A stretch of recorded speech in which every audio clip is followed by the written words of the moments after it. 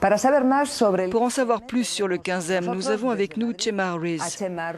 Monsieur Ruiz, vous êtes avocat, vous appartenez à la plateforme des victimes des prêts immobiliers. En tant que membre de cette organisation, vous conseillez les victimes de la bulle immobilière en Espagne. Que demandez-vous aux banques et aux autorités espagnoles pour soulager les nombreuses familles qui ont perdu leur maison et qui sont en plus endettées?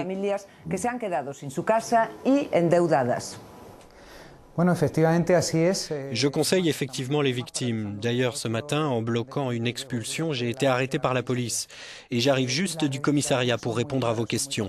Nos demandes sont très claires, très précises. Qu'il y ait un moratoire sur les expulsions tout de suite et qu'on arrête d'expulser des gens de chez eux, car nous parlons de plus d'1,5 million de familles touchées par ces expulsions.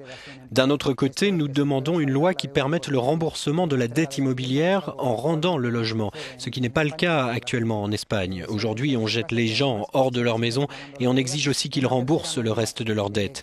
Une troisième mesure consiste à mettre en place un parc public de logements destiné à la location sociale pour garantir le logement comme droit humain. Et la quatrième et dernière mesure serait d'appliquer une taxe sur les logements qui sont inoccupés à l'heure actuelle en Espagne. Il y a près de 3,5 millions de logements vides. Qu'entendez-vous par cette taxe? Il faut faire payer une taxe à tous les grands propriétaires qui, en plus, sont des spéculateurs et donc sont responsables de la bulle immobilière. Il faut qu'ils versent une taxe pour garder ces habitations vides et auxquelles ne peuvent pas accéder les familles.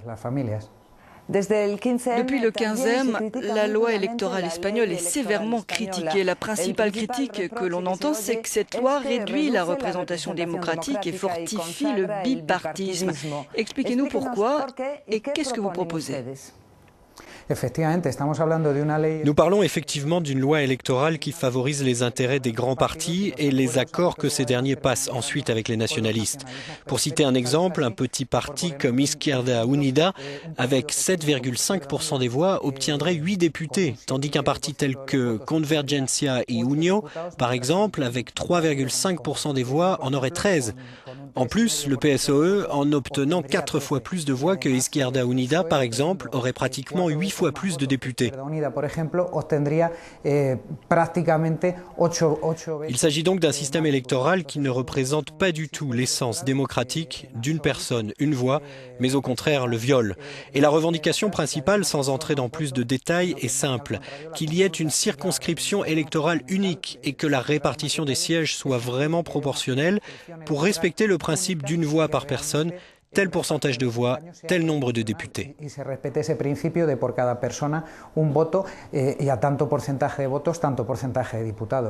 Les protestations du 15M se sont propagées à d'autres pays en Europe et en Amérique. Quel avenir donnez-vous à ces mouvements, en particulier au 15M? Va-t-il rester dans la contestation ou va-t-il évoluer vers plus d'engagement?